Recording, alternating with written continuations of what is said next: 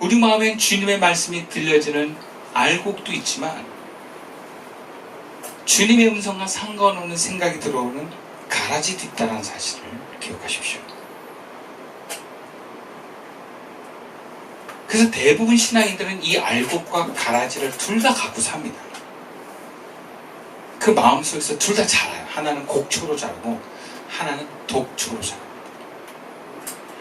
근데 이와 관련해서 예수님은 그 다음 말과 가라지에 비유해서 이렇게 말씀하십니다. 사람들이 잠자는 동안에 원수가 와서 밀 가운데 가라지를 뿌리고 갔다는 거예요. 그러자 밀이 줄기가 나고 열매를 맺게 되어서 이제 가라지가 보이는 거예요. 처음엔 잘 안 보이다가. 야, 이거 가라지구나. 그래서 주인의 종들이 와서 가라지를 뽑아버릴까요? 라고 얘기를 합니다. 그래서 주인이 이렇게 대답해요. 29절 30절 말씀인데요. 주인이 이르되 가만두라. 가라지를 뽑다가 곡식까지 뽑을까 염려하노라. 둘 다 추수 때까지 함께 자라게 두라. 추수 때 내가 추수꾼들에게 말하기를 가라지는 먼저 거두어 불사르게 단으로 묶고 곡식은 모아 내 곡간에 넣으리라 하리라. 주인 되신 하나님께서 가라지를 바로 뽑지 않으시고요. 가라지를 뽑다가 알곡까지 뽑힐까봐 일단 놔둔답니다. 사실 독초는요, 곡초보다 뿌리가 강하대요. 그래서 독초를 정말 뽑으려고 하면 곡초도 같이 뽑힌답니다. 그러니까 이 알맹이가 다 익을 때까지 뽑으면 안 되는 거예요. 그만큼 우리 삶에는 선과 악이 항상 공존합니다. 교회에서도 가라지 같은 교인들이 있어요. 막 뽑아내면 좋겠지만 여러분, 가라지 같은 교회는 함부로 뽑으면 안 됩니다. 혹시 좋은 마음을 갖고 있는 알곡 성도가 상처받을 수 있어요. 가라지 같은 교인도 하나님께 맡겨야 돼요. 사람이 인위적으로 뽑고 자르면 안 되더라고요. 어떤 목사님은 대놓고 나가라고 하기도 하는데 좋은 사례를 못 봤어요. 하나님께 맡겨야 돼요. 그리고 하나님께서도 가라지 같은 교인한테도 함부로 뽑지 않습니다. 최대한 기회를 주시는 하나님이시기도 하지만 혹시 알곡 성도가 다칠까봐 함부로 뽑아내지 않으세요. 근데 이것은요, 우리 마음의 원리도 똑같이 적용됩니다. 내 마음에 주님을 사랑하고 하나님을 향한 그 열매 맺는 알곡 같은 마음이 있어요. 근데 내 안에 내 어렸을 때부터 심겨진 가라지 같은 그 모습도 있어요. 그럼 이게 공존합니다. 우리가 예수 믿는다고 이게 저절로 없어지는 게 아니에요. 하나님께서도 우리 마음의 가라지를 쉽게 안 뽑아내요. 문제는 이 가라지가 우리 마음에서 그냥 방치되면 알곡 같은 내 마음을 잡아먹는다는 거예요. 100배, 60배, 30배 열매를 맺어야 될 알곡의 곡초들이 자라지 못하거나 약해지거나 심지어 죽기도 합니다.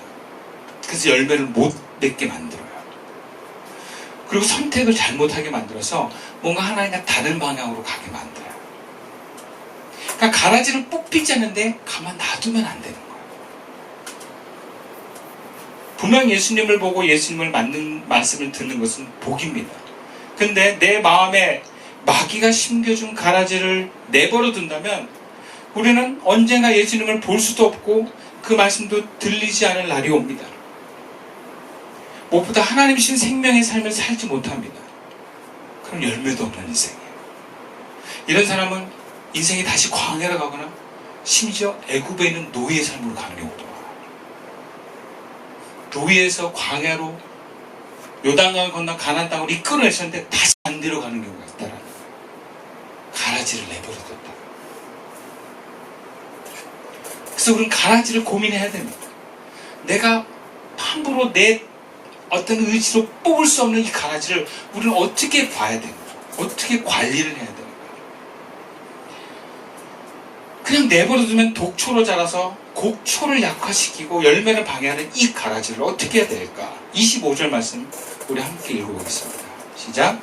사람들이 잘 때에 그 원수가 와서 곡식 가운데 가라지를 덧뿌리고 갔다. 우리가 첫 번째로는 이 가라지를 제어하기 위해서는요, 깨어 있어야 합니다. 가라지는 마귀가 그 씨를 뿌린답니다. 본문에 표현하면 잠자는 동안에 뿌린다. 이 잠자는 것이 무엇입니까? 영이 잠들었을 때, 영이 멍청하게 마귀가 씨를 뿌린데도 멍하게 있는 거예요. 여러분, 이 상태는 크게 두 가지 상태. 첫 번째는 예수를 믿어서 영혼이 깨어나기 전의 상태. 그러니까 어릴 때는 전부 다 잠잔 상태라고 보시면 돼요. 그러니까 어릴 때는 그냥 마귀가 그냥 맘 놓고 부려요. 네. 그러니까 어린 시절에 상처가 참 많습니다, 사람들이. 그리고 그게 상처로 남는 경우가 많아요. 어른이 되면 그게 상처가 안 되는데 어렸을 때는 그게 다 남아요. 왜? 영이 잠들어 있기 때문에.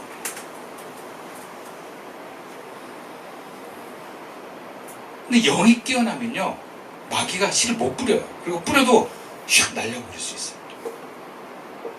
마귀는요, 어릴 때만 가라지 씨를 뿌리지 않습니다. 커서도 뿌립니다.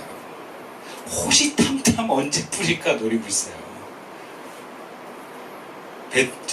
베드로 사도는 좀 과격하게 표현했어요. 우는 사자와 같이 손길장 찬다 이렇게 표현을 했다면, 이 마태복음 표현은 뭐냐면 마귀가 잠잘 때 가라지 씨를 뿌린다 이렇게 표현을 하고 있어요. 우리가 영이 잠시 깜빡하고 잠들잖아요. 그냥 뿌리는 거예요, 여러분. 깨어 있으셔야 돼요. 영이 늘 깨어 있어야 돼요. 깨어 있으면 마귀가 한 번 못 뿌립니다. 어딜 뿌려요? 불 쪽으로 오는데 못 뿌려요. 그리고 뿌린다 한데 그게 나한테 뭔가 심겨지지 않아요. 그러니까 깨어 있는 게 중요해요.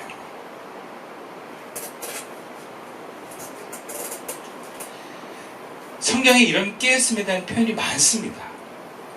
그리고 한 번 깨었다고 계속 우리가 영원히 깨어있는 게 아니에요. 늘 깨어있어야 돼요. 심지어 나이가 들어 은퇴해서 죽기 바로 그 순간까지 깨어있어야 될 줄로 믿습니다. 그래서 첫 번째는 씨를 못 뿌리게 해야 돼요. 네. 그리고 알아차리는 겁니다. 영원히 깨어있으면 알아차려요. 내가 이미 뿌려진 씨앗들이 있어요. 가라지들이 있어요. 이게 쑥쑥쑥 자랍니다. 근데 이 자라는 걸 제어할 수 있어요. 내가 뽑을 수는 없는데 관리할 수 있어요. 네. 이것이 뭔가 힘을 얻지 않게, 거기다 힘을 주지 않고 가라지를 통한 마귀의 어떤 요구에 내가 순종하지 않을 마음이 생깁니다. 그래서 죄를 짓지 않게 돼요. 그리고 설령 깨어있는 사람들은 나도 모르게 죄를 지어도 바로바로 회개해서 털어내요. 네. 저도 오늘 입으로 죄 지은 거 바로 회개했어요. 만약에 제가 대상을 놓고 했으면 제가 그 대상한테 회개할 텐데 대상이 없을 때 얘기했어요. 그래서 잘못했다. 바로 제가 영원히 깨어있으니까 뱉어놓고 죄다 생각하고 주님 죄송합니다 하고 바로 회개했어요. 그러니까 또 털어지더라고요. 그러니까 바로바로 털 수 있어요, 깨어있는 사람들은. 근데 깨어있지 않으면 그냥 막 죄져요. 그리고 잊어먹어요. 그럼 내 속에서 가라지가 쑥쑥 자랍니다. 뿌리를 내려버려요. 특별히 여러분 안에 부정적인 감정이 올라오면 이건 가라지다. 가라지가 좀 자라고 있다. 생각하셔야 돼요. 그래서 감정의 근원을 찾아서 그거를 묶으셔야 됩니다.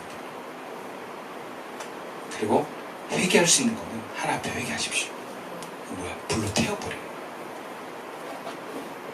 두 번째로 우리가 가라지를 어떻게 자라지 않게 할 수 있을까? 특히 심겨진 지 오래된 가라지를 우리는 어떻게 해야 될까? 본문 16절 말씀입니다. 함께 읽어볼게요. 시작. 그러나 너희 눈은 봄으로 너희 귀는 들음으로 복이 있도다. 우리가 가라지를 대할 때 중요한 마음은요, 가라지에 집중하는 게 아니라 주님의 말씀을 통해 오는 그 들려짐에 집중하는 것입니다. 이것은 다른 편으로 복이 복인 줄 알고 감사하는 것입니다. 이것은 알곡을 채워 가라지를 씹어 먹어버리는 방법이에요. 기왕 맺은 열매를 막 100배 열매를 맺어서 알곡으로 그냥 가득 채우면 알곡이 가라지를 짓눌러 버리게 만드는 방법입니다. 같은 밭에 알곡의 씨앗도 있고 가라지 씨앗이 있어요. 근데 가라지를 찾고 버리는 데 시간과 에너지를 쓰는 농부도 있지만 알곡을 잘 키워서 열매를 맺히는데 심혈을 기울이는 농부가 있습니다. 여러분, 어떤 농부가 열매를 많이 맺겠습니까? 가라지 관리하는 것도 중요하지만 어차피 여러분 이렇게 생각하셔야 돼요. 내 안에 모든 상처가 다 해결되지 않습니다. 내 안에 가라지가 그렇게 관리하고 막 뽑아내려고 해도 뽑혀지지 않아요. 특히 어렸을 때 내 가정에서 뿌려진 가라지는 사는 동안 이미 깊이 뿌리를 받고 있기 때문에 이게 쉽게 안 잘라져 나옵니다. 근데 우리는 이것을 내가 원래 이래 이렇게 포장하기도 해요. 근데 이것은 알아차리고 하나님께 맡기셔야 돼요. 이것에 내가 에너지를 들이고 시간을 들이고 집중하는 것보다 이거 하나님께 맡기고 있다는 것을 인정하되 우리의 집중은 알곡에다 하는 것입니다. 교회도 그렇습니다. 목회도 그래요. 제가 예전에 한 교회 목사님이 그 목사님 댁에서 제가 이렇게 사석에서 얘기를 한 적이 있었어요. 그 집에서 이렇게 밥 먹으면서 잠깐 이렇게 얘기하는데 원래 그런 사석에서 나오는 얘기들은 굉장히 귀한 얘기일 때가 많거든요. 근데 그때가 제가 어느 때였냐면 이제 막 목회자기를 가기로 하고 신대원이 막 합격했을 때예요. 그래서 그 아들하고 같이 그 집에서 밥을 먹고 잠깐 있는데 담임 목사님이 옆에 계시다가 저한테 한마디를 탁 던졌어요. 목회란 말이야 하면서 20년이 넘는데 제가 잊혀지지 않아요. 그때 그분이 뭐라고 하셨냐면 목사는 가라지 같은 교인을 뽑아내는 데 집중하지 말고 알곡의 교인을 키우는 데 집중해야 돼. 그게 목회야 그러시더라고요. 좀 그 평생 잊혀지지가 않아요. 우리 본문, 오늘 본문에서도 첫 번째 비유에서 마태는 우리 마음이 찬밭이 되어야 된다고 말씀합니다. 근데 이 찬밭은 다른 표현으로 복을 복으로 하는 마음이에요. 눈이 열리고 귀가 열리는 것을 복으로 알아서 정말 그걸 감사하게 여기고 귀하게 여기면서 그 주님의 음성을 잘 들으려고 하고 열매 맺는 길을 가려는데 집중하는 것입니다. 그럼 그게 가라지를 오히려 더 못 자라게 합니다. 그럼 깨끗하려고 하는 사람보다 풍성하려고 하는 사람이 되십시오. 구체적으로 감사할 줄 아는 사람들은요, 들려진 말씀에 순종도 잘합니다. 순종하면 열매 맺는 삶으로 갑니다. 순종하는 것만큼 열매가 맺어지는 거예요. 그 많이 맺은 열매 형태가 사람들이 알아볼 만큼 칭찬받는 만큼은 아닐 수 있습니다. 그러나 하나님이 하나님 나라를 세워가는 열매들이 다양합니다. 중요한 것은 하나님이 인정하는 열매이기만 하면 돼요.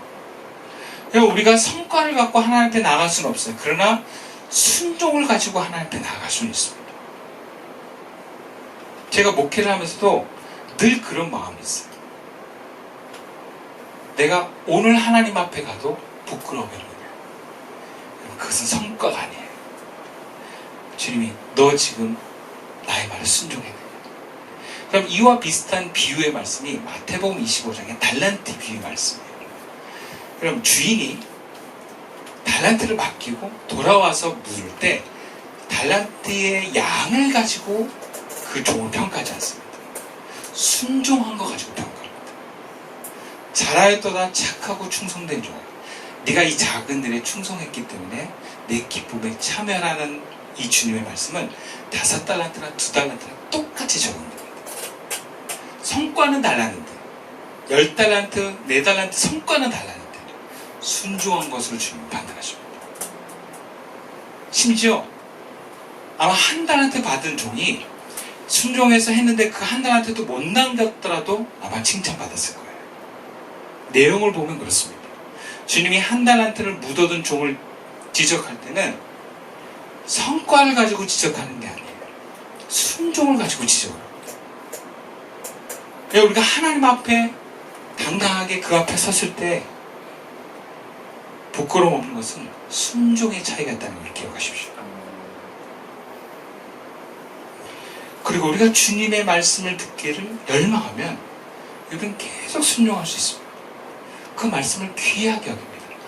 주님 나에게 이렇게 말씀하셨구나. 그래서 순종하는 사람은 그 말씀이 더 잘 들려집니다. 그래서 순종할 게 많아집니다. 그런 사람이 열매를 많이 맺는 거예요. 순종할 게 많은 사람들이. 그리고 그런 사람은 눈이 열리고 더 귀가 열려서 복인 줄 알고 귀하게 여깁니다. 사실 우리가 뭐든지 귀하게 여기면 그 시간을 통한 보람의 어떤 보람과 열매가 있습니다. 근데 귀하게 여기지 않으면 그 보람도 없고 열매도 없는 거예요. 그리고 귀해도 다른 것으로 귀함을 대처하잖아요. 그럼 그 귀함도 사라집니다. 요즘 우리 아들이 헬스에 빠지셨어요. 제가 보니까 헬스를 잘해요. 예, 유튜브 보면서 혼자 독하거든요. 팔도 막 커지고 막 어깨도 막 넓어지고 좋아요. 효과가 있어요. 근데 헬스에 집중하다 보니까 합기도가 그만 소홀해지죠. 헬스는 하루 안 하잖아. 얘가 되게 안타까워요. 헬스 못했어. 해야 되는데. 합기도는 지금 2주째 안 가고 있는데 아주 느긋합니다. 가야지 하고 있는데 괴로워하지 않아요. 헬스는 하루 안 해도 괴로워요. 모든 귀함은요, 다른 것으로 대체되면 그 귀하던 것들이 심드름해져요. 사람도 그래요. 예수님의 제자가 되어서 예수님을 경험하고 듣는 것은 정말 귀한 거예요. 근데 여러분 그것을 귀하게 여기지 않잖아요? 그러면 사라집니다. 주의 음성을 듣고 순종하는 걸 귀하다고 여기지 않으면 점점 안 들립니다. 이것은 목사도 예외가 아니에요. 어느 순간부터 주님이 경험되지 않습니다. 어느 순간부터 주님이 들려지지 않습니다. 그러면 자기 생각대로 판단하고 행동하는 수밖에 없어요. 그것은 열매 맺는 삶이 아닙니다. 귀한 것을 귀하게 여기지 않으면 그 귀함은 사라집니다. 여러분 주의 말씀 듣는 것을 귀하게 여깁시다. 소중히 여깁시다. 우리가 이렇게 예배 드는 걸 정말 소중히 여깁시다. 여러분 귀한 것을 귀하게 여기지 않으면 잃어버립니다.